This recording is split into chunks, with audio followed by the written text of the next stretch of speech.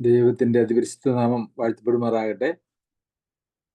നമ്മൾ തെസ്സലോനിക്കർക്ക് എഴുതിയ ലേഖനമാണ് തുടർന്ന് പഠിക്കുവാനായിട്ട് പോകുന്നത്.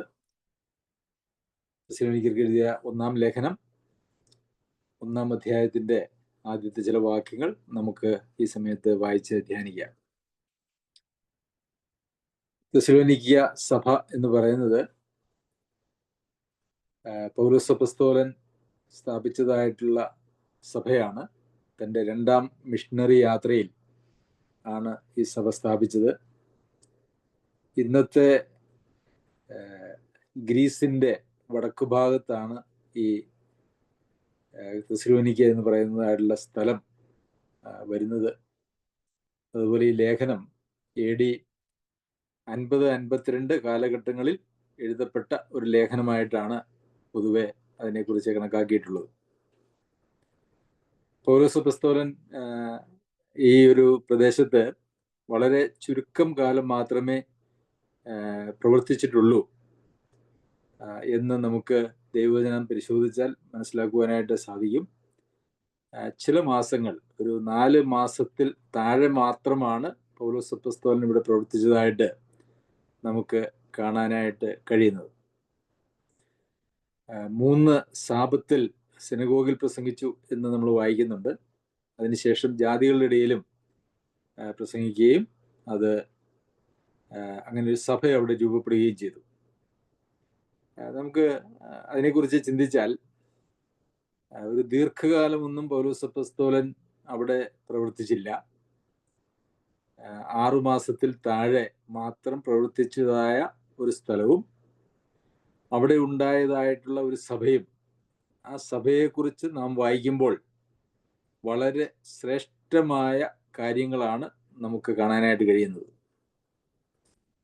എന്തുകൊണ്ടാണ് ഒരു സഭ രൂപപ്പെട്ട് ചില മാസങ്ങൾ മാത്രം ദൈവവചനം പഠിപ്പിച്ചപ്പോൾ ആ സഭയെ സംബന്ധിച്ച് വളരെ വലിയ നല്ല കാര്യങ്ങൾ, അവരുടെ സ്നേഹവും അവരിൽ നിന്ന് സുവിശേഷം ഒഴുങ്ങിച്ചെന്നതിനെ കുറിച്ച് നാം വായിക്കുന്നതും അവരുടെ സ്നേഹത്തിൽ അവർ പെരുകി വരുന്നതും അങ്ങനെയുള്ളതായ ഒത്തിരി നല്ല കാര്യങ്ങൾ, അതുപോലെ അവരുടെ വളരെ കഷ്ടതയിൽ അവർ വളരെ ബലത്തോടെ നിന്നതും അങ്ങനെയുള്ള കാര്യങ്ങളാണ് നമുക്ക് ആ സഭയെക്കുറിച്ച് മനസ്സിലാക്കുവാനായിട്ട് സാധിക്കുന്നത്.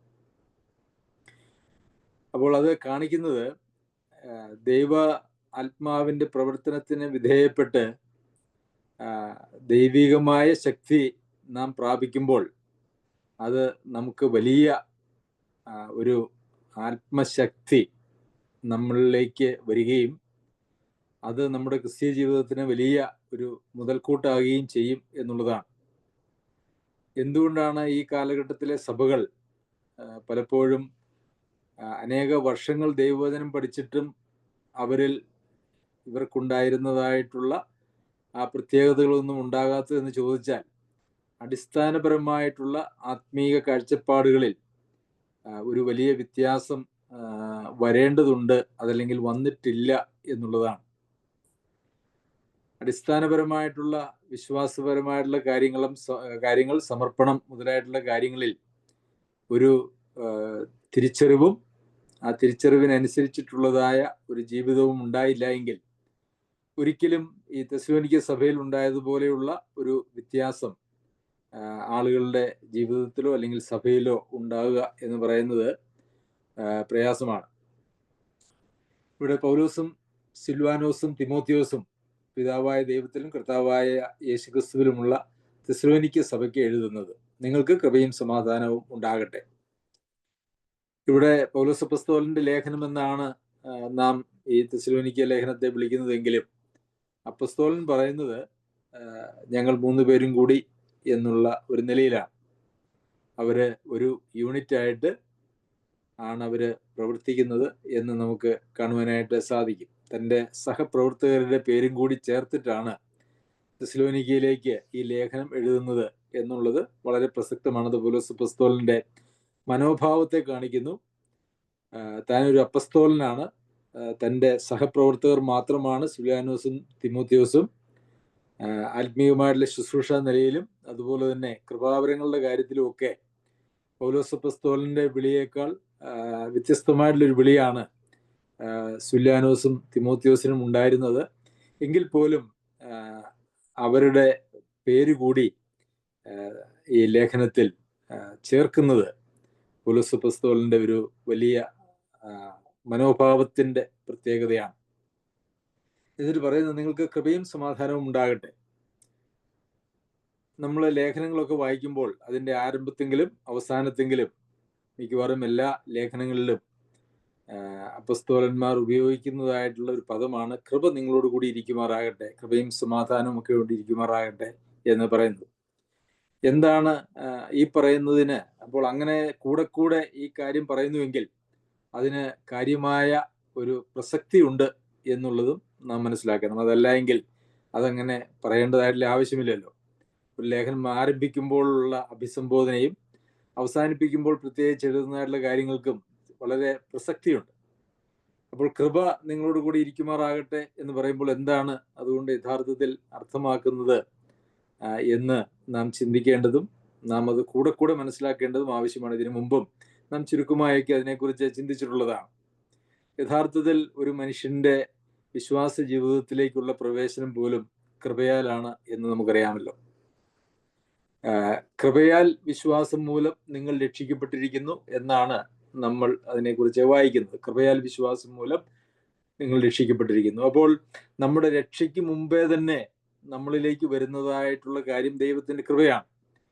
ദൈവവചന സന്ദേശം കേൾക്കുമ്പോൾ ആ ദൈവത്തിന്റെ കൃപ നമ്മളോട് കൂടെ ഉണ്ട് എങ്കിൽ മാത്രമേ, അല്ലെങ്കിൽ നാം നമ്മെ തന്നെ ദൈവസന്നിധിയിൽ ഏകപക്ഷീയമായി വചനം മനസ്സിലാക്കുന്നതിന് നമ്മെ സമർപ്പിക്കുമ്പോൾ നമ്മെ തന്നെ ദൈവസന്നിധിയിൽ താഴ്ത്തുന്ന, ആ വചനത്തിന് മുമ്പാകെ താഴ്ത്തുന്ന ഒരു മനോഭാവം നമ്മളിൽ ഉളവായാൽ ആ ദൈവത്തിന്റെ കൃപ നമ്മളിലേക്ക് വരികയും പിന്നീട് ആ കൃപയിലാണ് നമ്മളുടെ രക്ഷയും അതുപോലെ തന്നെ നമ്മുടെ ജീവിതവും എന്നുള്ളത് നാം മനസ്സിലാക്കേണ്ടത് ആവശ്യമാണ്. കർത്താവ് വന്നതിനെ കുറിച്ച് പറയുമ്പോൾ തന്നെ നാം അതിനെക്കുറിച്ച് വായിക്കുന്നത് യോഹന്നാൻ എഴുതിയ സുവിശേഷം 1-ാം അധ്യായത്തിൽ വചനം ജഡമായി തീർന്നു, കൃപയും സത്യവും നിറഞ്ഞവനായി നമ്മുടെ ഇടയിൽ പാർത്തു. അപ്പോൾ കർത്താവ് എങ്ങനെയാണ് നമ്മുടെ ഇടയിൽ പാർത്തതെന്ന് ചോദിച്ചാൽ കൃപയും സത്യവും നിറഞ്ഞവനായിട്ടാണ്. അതിനുശേഷം 16-ാമത്തെ വാക്യത്തിൽ അവന്റെ നിറവിൽ നിന്ന് നമുക്ക് എല്ലാവർക്കും കൃപമേൽ കൃപ ലഭിച്ചിരിക്കുന്നു. അപ്പോൾ ആ കൃപ ഉണ്ടാകുമാറാകട്ടെ എന്ന് പറയുമ്പോൾ കർത്താവായ യേശുക്രിസ്തു നമ്മിൽ പ്രവർത്തിക്കുന്ന പ്രവർത്തനത്തിന്റെ വഴി എന്ന് പറയുന്നത് ഈ കൃപ നൽകിക്കൊണ്ടാണ്. ഈ കൃപ എന്ന് പറയുന്നത് നാം അർഹിക്കാത്തതായിട്ടുള്ള ഒരു നമുക്ക് അനുകൂലമായിട്ടുള്ള ദൈവികമായ ഒരു ഇടപെടൽ എന്നാണ് അതിൻ്റെ അർത്ഥം എന്ന് പറയുന്നത്. അപ്പോൾ ഇവിടെ കർത്താവായ യേശുക്രിസ്തുവിൽ നിന്നുള്ള കൃപ പ്രാപിച്ചവർ മാത്രമാണ് വിശ്വാസത്തിലേക്ക് വരുന്നത്, രക്ഷിക്കപ്പെടുന്നത്. ആ രക്ഷയുടെ ജീവിതം അവരിൽ ഉളവാകുന്നത് ഈ കൃപയിൽ നിലനിൽക്കുന്നതിലൂടെയാണ്. എങ്ങനെയാണ് ഈ കൃപയിൽ നിലനിൽക്കുക എന്ന് പറഞ്ഞാൽ ഈ വാക്യത്തിൽ തന്നെ അതിനുള്ള ഉത്തരമുണ്ട്. പിതാവായ ദൈവത്തിലും കർത്താവായ യേശുക്രിസ്തുവിലും ഉള്ള തെസ്സലോനിക്ക സഭയ്ക്ക് എഴുതുന്നു എന്നാണ്. ഇപ്പോൾ തെസ്സലോനിക്ക സഭ എവിടെയാണ് എന്ന് ചോദിച്ചാൽ നമുക്ക് സാങ്കേതികമായിട്ട് അത് ഗ്രീസിലാണെന്നോ അല്ലെങ്കിൽ മക്കദോനിയയിലാണെന്നോ ഒക്കെ പറയാമെങ്കിലും തെസ്സലോനിക്ക സഭ എവിടെയാണെന്ന് ചോദിച്ചാൽ അതിനുള്ള ശരിയായ ഉത്തരം അവര് പിതാവായ ദൈവത്തിലും കർത്താവായ യേശുക്രിസ്തുവിലും ആണ് എന്നാണ്. അപ്പോൾ കർത്താവായ യേശുക്രിസ്തുവിൽ വസിക്കുക, പിതാവിൽ വസിക്കുക, അത് രണ്ടും ഒന്ന് തന്നെയാണ്. ഞാനും പിതാവും ഒന്നാകുന്നു, എന്നെ കണ്ടവൻ പിതാവിനെ കണ്ടിരിക്കുന്നു എന്നൊക്കെ കർത്താവ് പഠിപ്പിച്ചിട്ടുണ്ടല്ലോ. കർത്താവായ യേശുക്രിസ്തുവിൽ വസിക്കുന്നത് തന്നെയാണ് പിതാവായ ദൈവത്തിലും വസിക്കുന്നത്. അപ്പോൾ കർത്താവായ യേശുക്രിസ്തുവിൽ ഉള്ളതായിട്ടുള്ള എല്ലാവർക്കും കൃപ നിറഞ്ഞവനായിരിക്കുന്ന കർത്താവായ യേശുക്രിസ്തുവിൽ നിന്നുള്ള കൃപ ലഭ്യമാണ്. അപ്പോൾ കർത്താവായ യേശുക്രിസ്തുവിൽ വസിക്കാതെ കൃപ വേണം എന്ന് നമ്മൾ കേവലം പ്രാർത്ഥിച്ചാൽ വരുന്നതായിട്ടുള്ള ഒരു കാര്യമല്ല കൃപ എന്ന് പറയുന്നത്.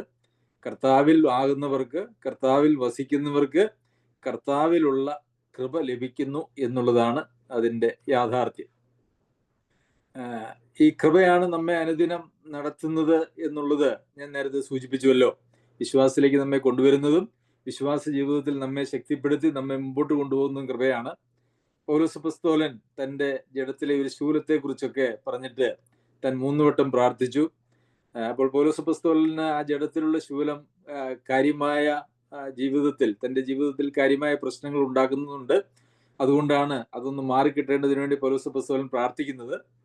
എന്നാൽ അതിനുള്ള മറുപടി എന്ന് പറയുന്നത്, എൻ്റെ കൃപ നിനക്ക് മതി, നിന്റെ ബലഹീനതയിൽ എൻ്റെ ശക്തി തികഞ്ഞു വരുന്നു എന്നാണ്. അപ്പോൾ നമ്മുടെ ജീവിതത്തിൽ നാം നേരിടുന്നതായിട്ടുള്ള ബലഹീനമായിട്ടുള്ള ഏത് നിലയിലുമുള്ള പ്രശ്നങ്ങൾക്ക് പരിഹാരം എന്ന് പറയുന്നത് കർത്താവായ യേശു ക്രിസ്തുവിന്റെ കൃപയാണ്. അത് മതി. അപ്പോൾ പൗലോസ് അപ്പോസ്തലനോട് ചോദിക്കുകയാണ്, നിനക്ക് എന്തെല്ലാം, നിനക്ക് ബലഹീനതകൾ വേണോ എന്ന് ചോദിച്ചാൽ പൗലോസ് അപ്പോസ്തലൻ പറയുന്നത് അതിനെക്കുറിച്ച് ആ ഒരു അധ്യായത്തിൽ തന്നെ, കൊരിന്ത്യർക്ക് എഴുതിയ 2-ാമത്തെ ലേഖനം അതിന്റെ 12-ാമത്തെ അധ്യായത്തിലാണ് നമ്മൾ വായിക്കുന്നത്. അവിടെ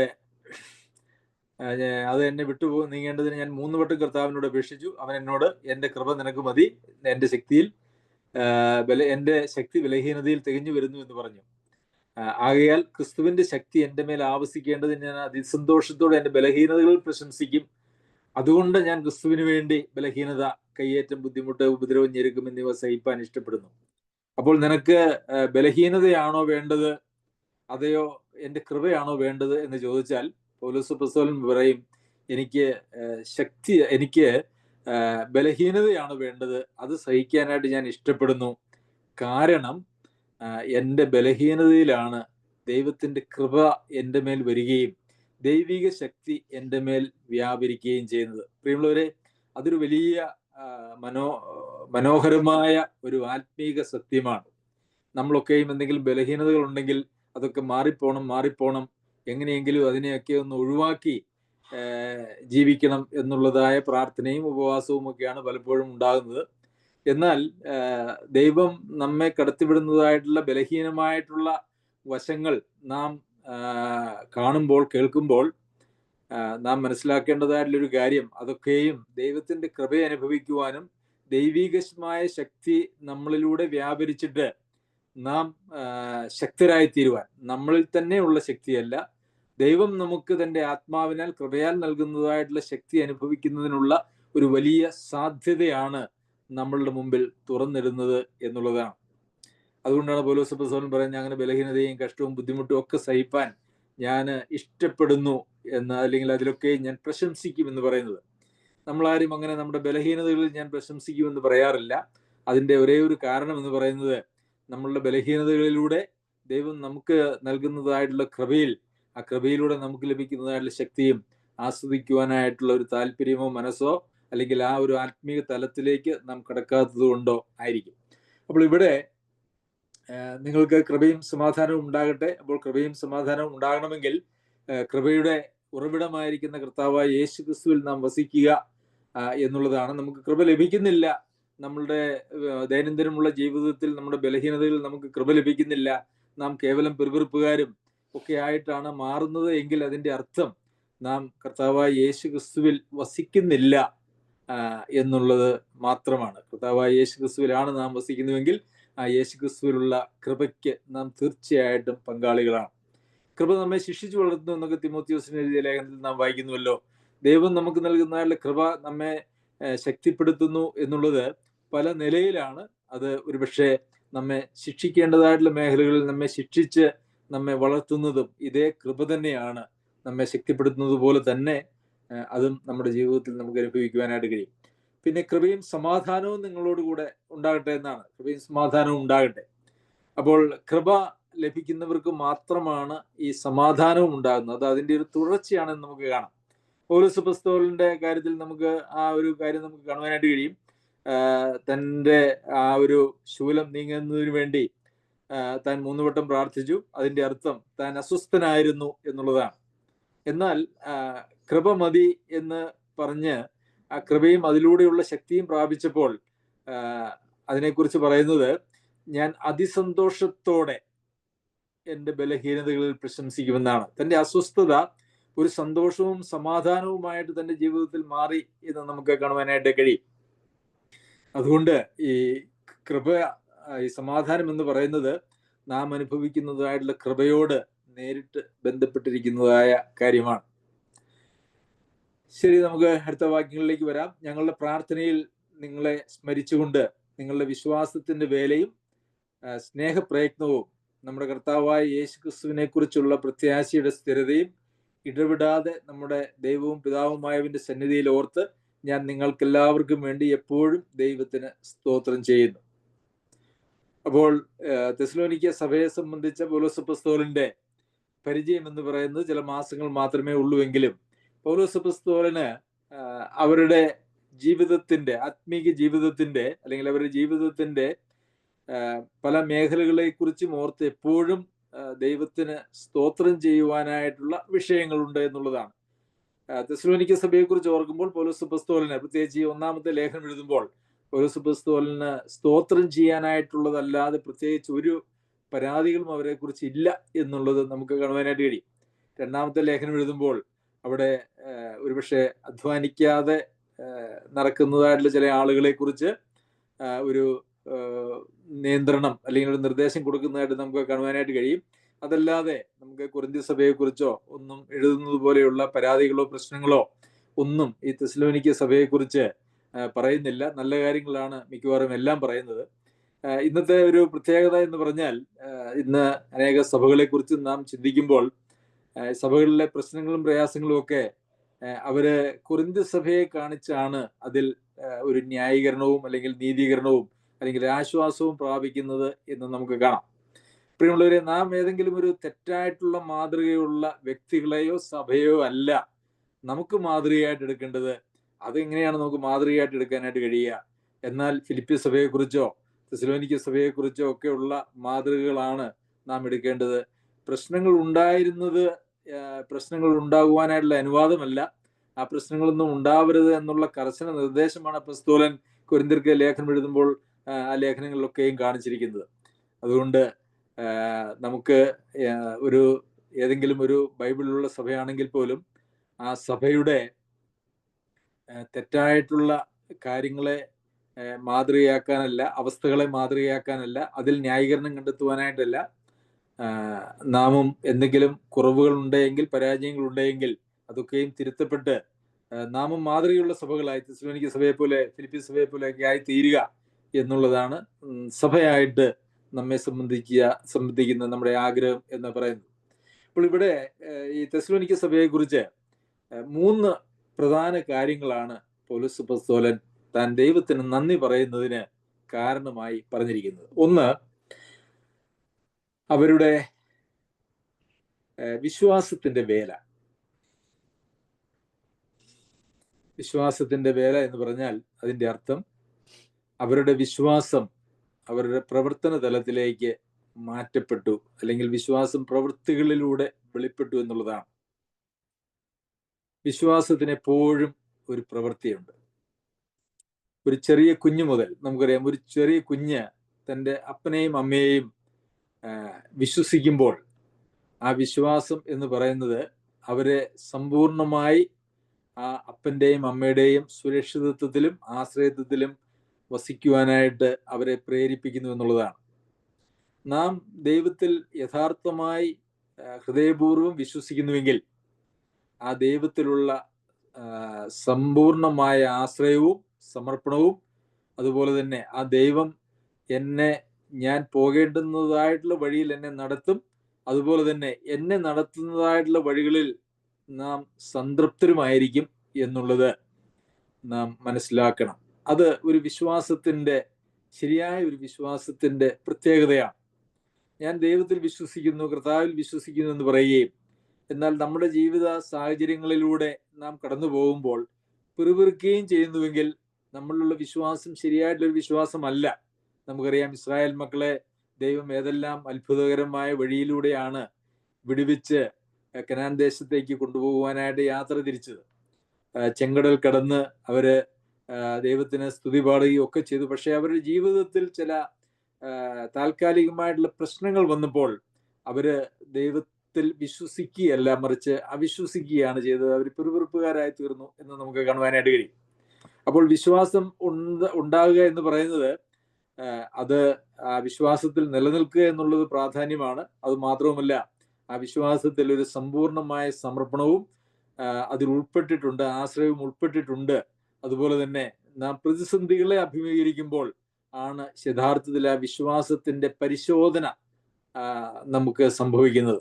നാം യഥാർത്ഥത്തിൽ അടിയുറച്ച ഒരു വിശ്വാസത്തിലാണോ എന്നുള്ളത് അറിയുന്നത് എല്ലാം ക്രമമായി നാം ആഗ്രഹിക്കുന്നത് പോലെ പോകുമ്പോഴല്ല, മറിച്ച് നാം ആഗ്രഹിക്കാത്തതുപോലെയും പ്രതിസന്ധികളിലൂടെയും കടന്നു പോകുമ്പോഴാണ് നമ്മളുടെ വിശ്വാസത്തിന്റെ പരിശോധന നമുക്ക് വരുന്നത്. നാം വിശ്വാസത്തിലാണോ എന്നുള്ളത് നമ്മെ തന്നെ പരിശോധിക്കുവാൻ നമുക്ക് കഴിയുന്നത്. അതുപോലെ തന്നെ വിശ്വാസത്തിന്റെ പ്രവൃത്തികളില്ലാത്ത വിശ്വാസം നിർജീവമാകുന്നു, അതിനാൽ ഒരു മനുഷ്യൻ രക്ഷിക്കപ്പെടുകയില്ല എന്നൊക്കെ യാക്കോബ് എഴുതിയ ലേഖനത്തിൽ നാം വായിക്കുന്നുണ്ട്. നമ്മളുടെ ദൈവവിശ്വാസം നമ്മളിൽ ഉളവാക്കേണ്ടുന്നതായ നമ്മളുടെ ഉള്ളിൽ തന്നെയുള്ള പ്രവർത്തനങ്ങൾ ഉണ്ട്. അതുപോലെ തന്നെ നമ്മളുടെ വിശ്വാസികളോടുള്ള ബന്ധത്തിൽ നമ്മുടെ ജീവിതത്തിൽ വ്യത്യാസങ്ങൾ ഉണ്ടാകേണ്ടതുണ്ട്. അതുപോലെ തന്നെ നമ്മുടെ കുടുംബത്തിലും നമ്മുടെ സമൂഹത്തിലും നമ്മുടെ വിശ്വാസത്തിന്റെ പ്രവൃത്തികൾ വെളിപ്പെടേണ്ടത് ആവശ്യമാണ്. നമ്മുടെ വിശ്വാസം നമ്മളുടെ വ്യക്തിപരമായിട്ടുള്ള ജീവിതത്തിന്റെ കാഴ്ചപ്പാടുകളിലും കുടുംബത്തിലും സഭയിലും സമൂഹത്തിലും ഒന്നും വെളിപ്പെടുന്നില്ല എങ്കിൽ ആ വിശ്വാസം വ്യർത്ഥമായ ഒരു വിശ്വാസമാണ്, വിശ്വാസത്തിന്റെ പേര് മാത്രം ഉള്ളതാണ് എന്ന് നാം ഓർക്കണം. എന്നാൽ ഈ തെസ്സലോനിക്കയിലെ വിശ്വാസികൾ നമ്മെ പോലെ അങ്ങനെ ദീർഘവർഷങ്ങൾ ദൈവവചനത്തിന്റെ അഭ്യസനമൊന്നും ലഭിച്ചവരല്ല. അവർക്ക് ലഭിച്ചത് ചില മാസങ്ങളുടെ പഠനം മാത്രമാണ്. എങ്കിലും അവരുടെ വിശ്വാസം സത്യമായിരുന്നു. അത് യഥാർത്ഥത്തിൽ പ്രവൃത്തികളിലൂടെ വെളിപ്പെട്ടു എന്നുള്ളത് പൗലോസ് അപ്പോസ്തലൻ ഓർക്കുമ്പോൾ തനിക്ക് അവരോട് വളരെ സ്നേഹവും ദൈവത്തിന് ഏറ്റവും അധികമായ സ്തോത്രവും പറയുവാൻ ഇടവരുന്നു എന്നുള്ളതാണ്. രണ്ടാമതായിട്ട് പറയുന്നത്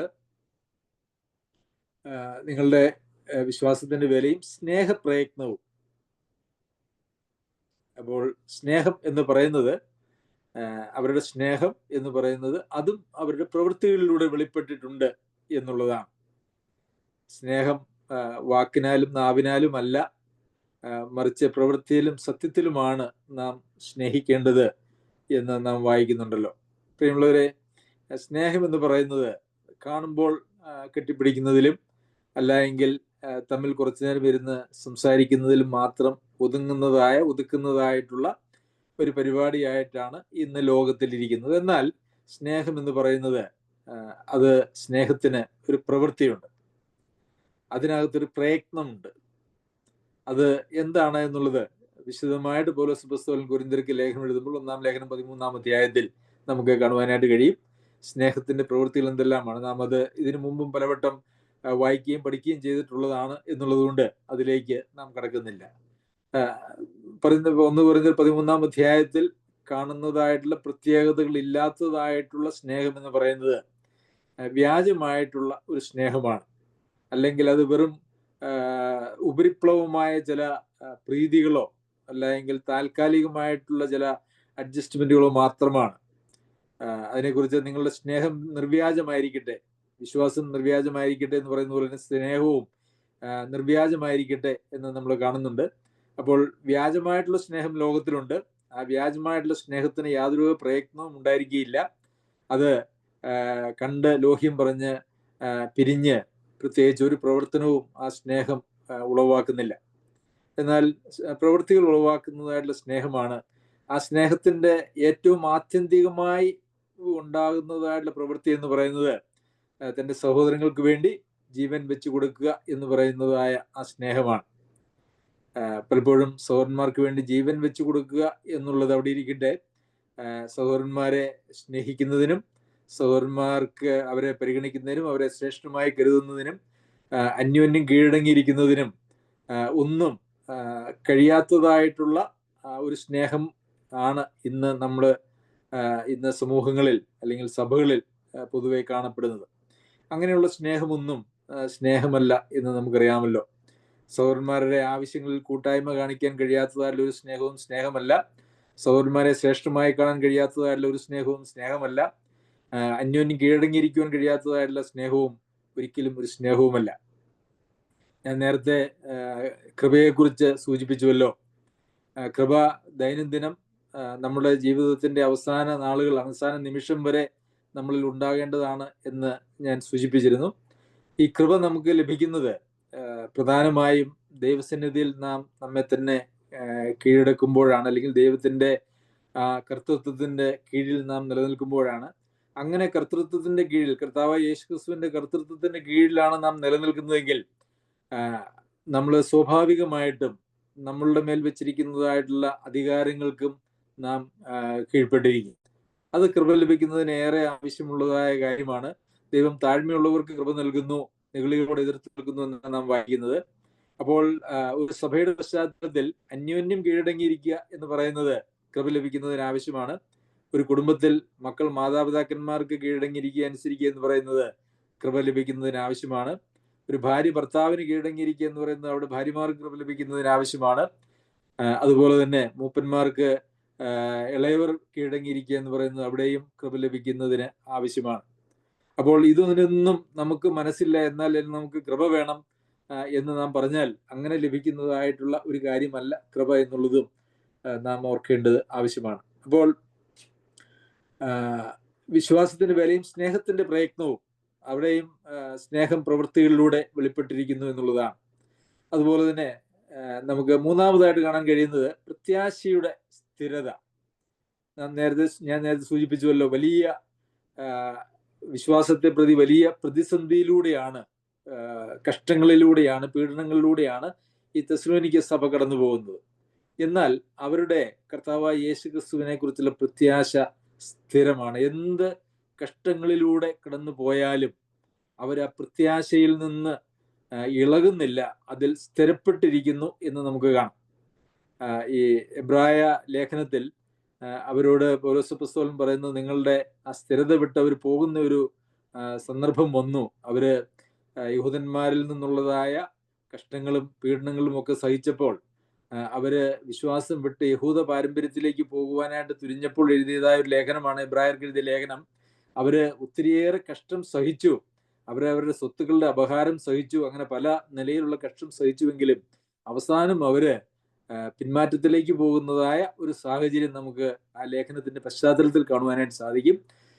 എന്നാൽ ഇവിടെയുള്ള വിശ്വാസികളെ കുറിച്ച് പറയുമ്പോൾ അവര് എന്തെല്ലാം കഷ്ടങ്ങളിലൂടെ കടന്നു പോയിട്ടും അവർ പ്രത്യാശയിൽ അവർ സ്ഥിരമായിട്ട് നിന്നു എന്ന് നമുക്ക് കാണുവാനായിട്ട് സാധിക്കും. പ്രത്യാശയുടെ സ്ഥിരത എന്ന് നമ്മൾ അവിടെ വായിക്കുന്നു.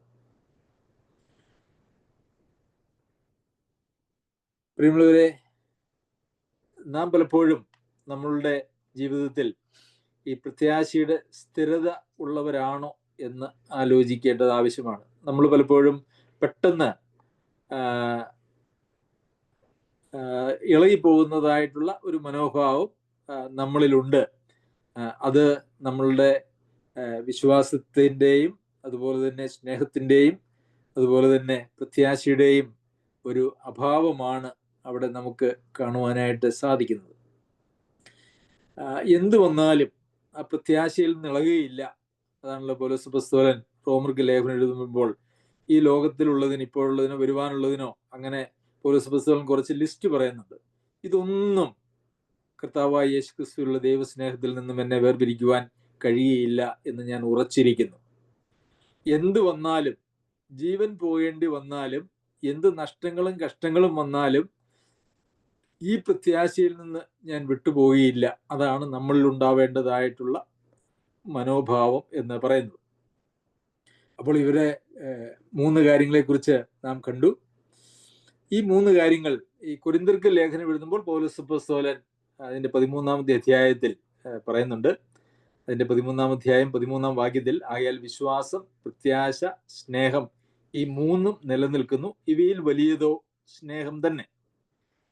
അപ്പോൾ ഇവിടെ ഈ 3 കാര്യങ്ങളാണ് നിലനിൽക്കുന്നതായിട്ടുള്ള കാര്യങ്ങൾ. ഈ നിലനിൽക്കുന്നതായിട്ടുള്ള ഈ 3 കാര്യങ്ങളിലും ഈ തെസ്സലോനിക്ക സഭ വളരെ ഉന്നത നിലവാരത്തിലായിരുന്നു. അത് നമ്മെ ഓരോരുത്തരെയും വെല്ലുവിളിക്കേണ്ടതായ ഒരു കാര്യമാണ്, ചിന്തിപ്പിക്കേണ്ടതായിട്ടുള്ള കാര്യമാണ്, ഉത്സാഹിപ്പിക്കേണ്ടതായിട്ടുള്ള കാര്യമാണ്. വിശ്വാസം, പ്രത്യാശ, സ്നേഹം ഈ 3 നിലനിൽക്കുന്നു. മാറിപ്പോകുന്നതായിട്ടുള്ള ഒത്തിരി കാര്യങ്ങൾ ഈ ലോകത്തിലുണ്ട്. എന്നാൽ നിലനിൽക്കുന്നതായിട്ടുള്ള കാര്യങ്ങൾ എന്ന് പറയുന്നത് ഈ 3 കാര്യങ്ങളാണ്. ഈ 3 കാര്യങ്ങളെ സംബന്ധിച്ച് തെസ്സലോനിക്കർക്ക് ലേഖനം എഴുതുമ്പോൾ ആ തെസ്സലോനിക്ക സഭയെക്കുറിച്ച് പൗലോസ് അപ്പോസ്തലൻ എപ്പോഴും ദൈവസന്നിധിയിൽ സ്തോത്രം ചെയ്യാനായിട്ട് കാരണമായി തീർന്നിരിക്കുന്നു. പ്രിയമുള്ളവരെ, ഇവയിൽ വലിയതോ സ്നേഹം എന്നാണ് കൊരിന്ത്യർക്ക് ലേഖനം എഴുതുമ്പോൾ പൗലോസ് അപ്പോസ്തലൻ പറയുന്നത്. കാരണം സ്നേഹം അതൊരു നാളും ഉതിർന്നു പോവുകയില്ല. ഇതിൽ വലിയത് സ്നേഹം തന്നെയാണ്. ഈ സ്നേഹം എന്ന് പറയുന്നത് നാം പലപ്പോഴും ചിന്തിച്ചിട്ടുള്ളതുപോലെ അത് എന്തെങ്കിലും നമ്മുടെ ചില കാഴ്ചപ്പാടുകളല്ല. സ്നേഹം എന്ന് പറയുന്നത് അത് ദൈവത്തോടുള്ളതാണെങ്കിലും സഹവിശ്വാസികളോടുള്ളതാണെങ്കിലും ജീവൻ കൊടുക്കാൻ വരെ നമ്മെ ഉത്തേജിപ്പിക്കുന്ന അല്ലെങ്കിൽ നമ്മെ ധൈര്യപ്പെടുത്തുന്നതായ ഒരു കാര്യമാണ്. ദൈവം പിതാവ് നമ്മെ സ്നേഹിച്ചത് തൻ്റെ പുത്രനെ ഒരു യാഗമായി കാൽവരിയിൽ നൽകിക്കൊണ്ടാണ്. അതുകൊണ്ട് ആ പിതാവിൻ്റെ സ്നേഹത്തെക്കുറിച്ച് നാം വായിക്കുന്നത് മഹാസ്നേഹം എന്നാണ്.